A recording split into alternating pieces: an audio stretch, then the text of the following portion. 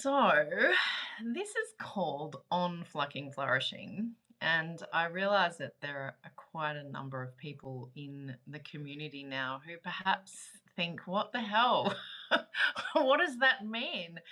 And really, I came up with the idea of the name Flucking Flourishing whilst floating in the water in the countryside. My mother-in-law owns a property in the countryside here where I live, and we built a sauna. And so I don't know if I just had a sauna. Probably it's a almost daily thing in the summer.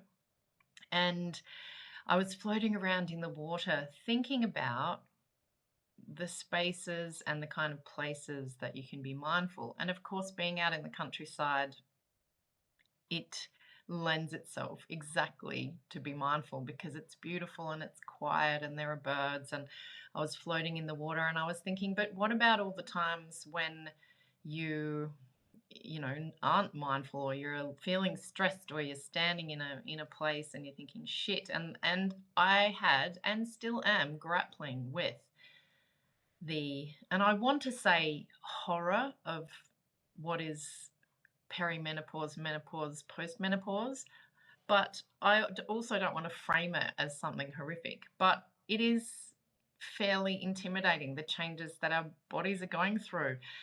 And so at the same time, I was dealing with all of that, and I was like, well, I mean, don't we all really want to fucking flourish? And then I was like, oh, I could start this publication called Flucking Flourishing. And yeah, like fast forward, I don't know how many months because maths is not my superpower. But anyway, since September, I've been sending out things and experimenting, and I send out Fluck Yeah Friday, every Friday a video. And that was actually to just challenge myself to do something completely uncomfortable, which was showing up on video. And look, here I am live. I haven't died. And I appreciate all of you who are also showing up live. So it's really about, I guess, doing things that keep kind of not pushing myself in a way that is striving, or but showing up in ways that are like expanding me, I guess, and not uh, kind of acknowledging the changes that my body is going through. And the intention is that I am fucking flourishing, that I want to flourish. Like, this, we have one short, precious, amazing life, and flourishing is important to me in however that shows up for you. And for me, there's a lot involved in it, including how I talk to myself, the language that I use, being my own best friend. And I've written about all of those things in Flucking Flourishing.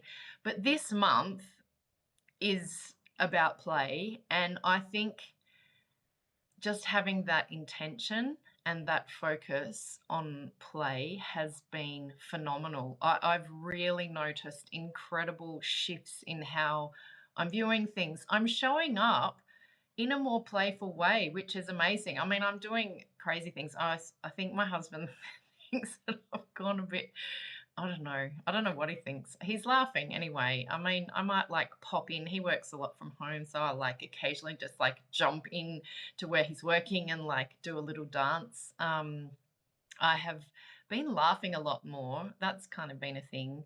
And of course, all of those things, laughing and seeing those small glimmers and joyful glimmers of playfulness, it's rewiring your brain for a start, and it also helps me, move through the world. When, some days I have intense hot flushes over and over again, and I've eliminated a lot of the things. I don't drink alcohol anymore because it exacerbates it.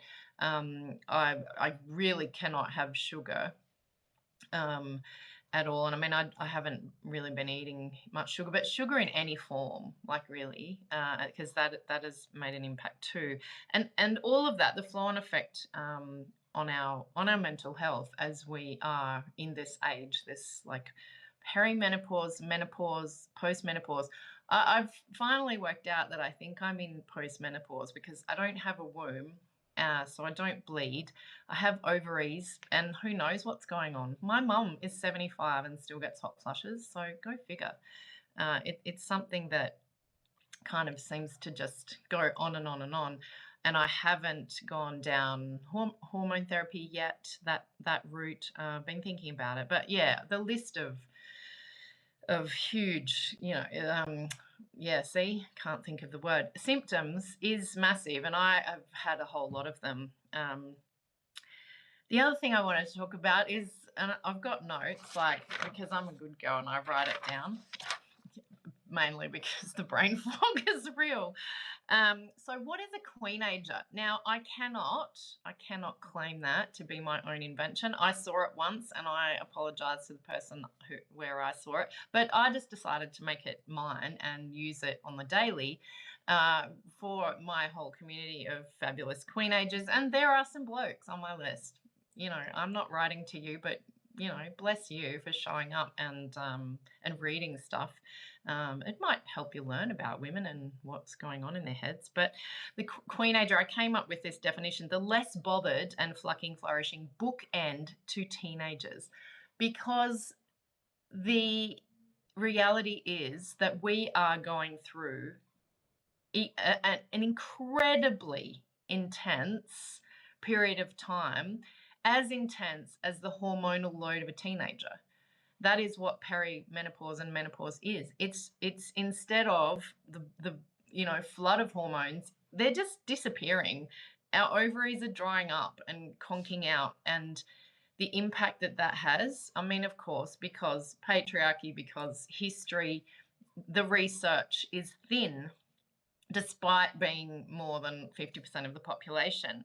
And so I really feel like Flucking Flourishing is the intention to move forward and live a flourishing life.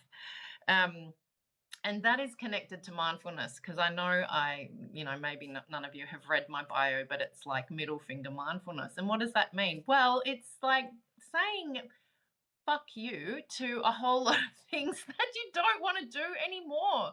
Stop listening to other things and turning inwards and getting to know yourself and getting to know your body and getting in touch with the things that are happening in your body, even if you're going, what the actual hell? The chin hairs and the random, I don't know, all sorts of feelings. I woke up one morning and I was like a lizard. It was just like my skin overnight just dried up. I've always been one to wear a lot of cream and like smother myself anyway. And there's a backstory to that. I don't need to go into that. But yeah, I literally woke up. Even my husband was like, whoa, your skin is dry. And so, yeah. And then that went away. I had one stinky armpit for, I don't know, a few months. Thankfully, my husband, he also is such an empath with me that he's just like taken on stuff. So he had a stinky armpit too. And I looked it up. Yes, it's menopause related. I mean, who knew? We would just develop one stinky armpit. It's disgusting. That's gone away. There's a whole lot of other things. And so getting to know my body, slowing down a little bit, and just like telling my armpit, okay, what is it? Or asking it, what is it you're telling me? Maybe it was getting rid of just some toxic stuff. Who knows? But the whole mindfulness thing for me has been really important, getting in touch with what my body is saying, what it's screaming at me sometimes, because this week it's really been screaming. I've had a lot of joint and muscle pain, and I've been walking actually helps it. I've realized, and I haven't been doing yoga because I had a frozen shoulder last year that was so incredibly painful. I stopped shaving my armpits because I couldn't actually shave under them, and then I went, why? And so I have never gone back to shaving them, but I have movement now. Like, that's amazing, and I can do this, but I couldn't lift it up. I could barely put my bra on, and I would nearly cry when I put my clothes on. So that went on for like a period of months last year, and that kind of pain in your body, I mean, it has an impact on your mental health. And mindfulness really helped me to accept that that's just how it is right now. So mindfulness, to me, despite the fact that I can be very sweary and I can say "fuck you," um, I think you can be both things. You can be mindful. You don't have to be like the yogi on the mountain and wear the right clothes. You can wear whatever the fuck you want. You can be mindful wherever you want, whether it is on a ferry surrounded by over 1,000 pensioners as you make your way home on the journey that is going to take about 10 hours. That happened recently. And the noise is so loud that you want to punch yourself in the face. So you can turn inward and you put on your sound cancelling headphones and you go inward and you sit with yourself and you maybe have a little walk in your head. That can also help. But it is about being present. It's about being present with yourself, with your feelings and your emotions and your body. And the thing that I repeat time and time again with the people that I work for, it is a practice. I am practicing on the daily, being mindful and connecting with myself. And I'm practicing, and some days it is amazing and it's incredible, and 30 minutes can go by like that. And other days it is 2 minutes can feel painful if I'm doing some kind of meditation or mindfulness practice. And so I adjust what I do depending on how I'm feeling. And if I'm feeling incredibly distracted, then I know I need maybe some shorter practices. I need to connect with my breath perhaps, or go for a walk. Walking is really fantastic for me and for a lot of people. Just moving your body, and you can get creative ideas and you can focus. You can do, mindfulness meditations walking. You don't have to have your eyes shut. It's just focusing on all the sensations in your body rather than wandering away somewhere else, or noticing what's around you using your senses. So this is kind of, the whole basis of Flucking Flourishing. It's about how I talk a lot about how you talk to yourself and how you show up for yourself, and are you being a best friend to yourself? And the themes that I have monthly are really helpful.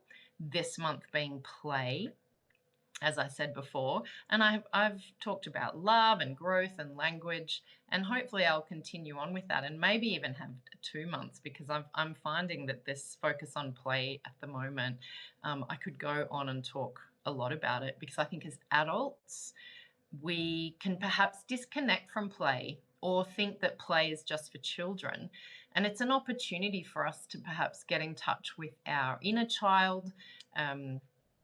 And have a conversation with that inner child, because time is not what we think it is. Time is way more cyclical and spiral like, and that we are existing essentially right now as the person that I am here at 51 years old, but I'm the same kind of time as my inner child. They are existing at the same time.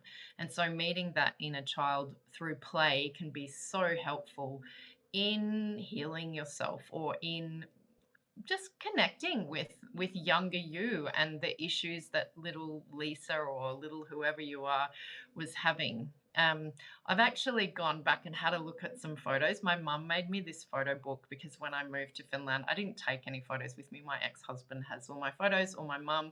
She made me a photo book of photos of me right through my life, and some of them are hilarious. So I'll be writing about that and how play has showed up in my life at different times. And there were years where play was there was a lot of discomfort around play. And yeah, there's a backstory to that, and it was sort of emotionally really heavy. But I've been a lot in my head, and I think having this focus on play and the intention of being playful has been really amazing. Actually, it's probably one of the best themes that I've had, and I've seen the biggest shift. It might also be that it's spring here. Winter is pretty heavy, and I've not been used to that growing up in Australia, where winter is a little more mild. and shorter. So that does have a toll. It's very dark here.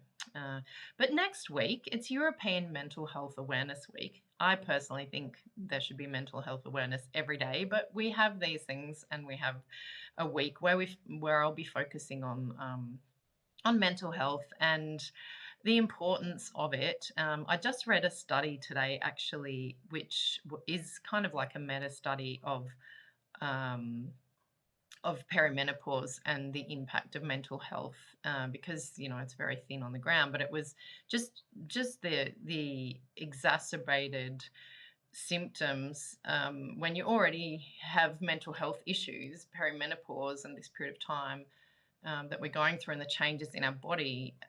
They're realizing how incredibly challenging it is for so many women. I think in the UK, Ireland, and Australia, one of the highest numbers of women who suicide.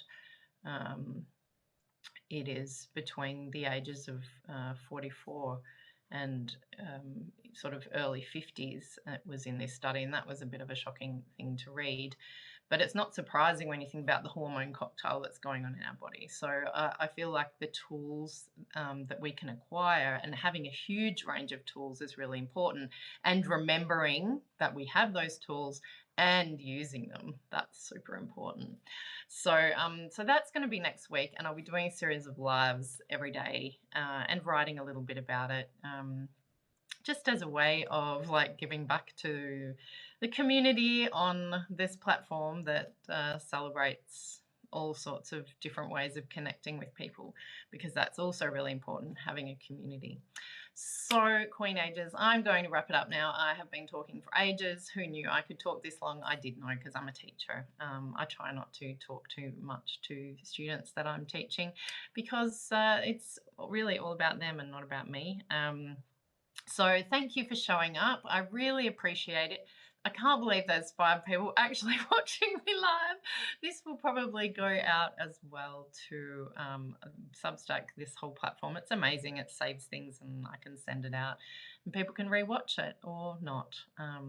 Yeah, it's amazing. So I will see you hopefully. I'll be rocking up in your inbox on Friday, which is always fun to do. I had a tiara last week. Who knew? I'm going to rock up in that tiara. I tell you, that necklace, I don't think I've worn it before. And then when I realized it could be a tiara, I'm like, woohoo, bring it out all the time. So take care. Have an enjoyable week. Wednesdays in Australia, we call it hump day, because it's like you've made it up to the hump and now you're going down to Friday. For those of us who work for ourselves, although I have been taking the weekends off, but yeah, it's not always a time for a break. But yeah, have a great week. Enjoy. Take care of yourself. Keep flucking flourishing, and I'll see you around. Bye.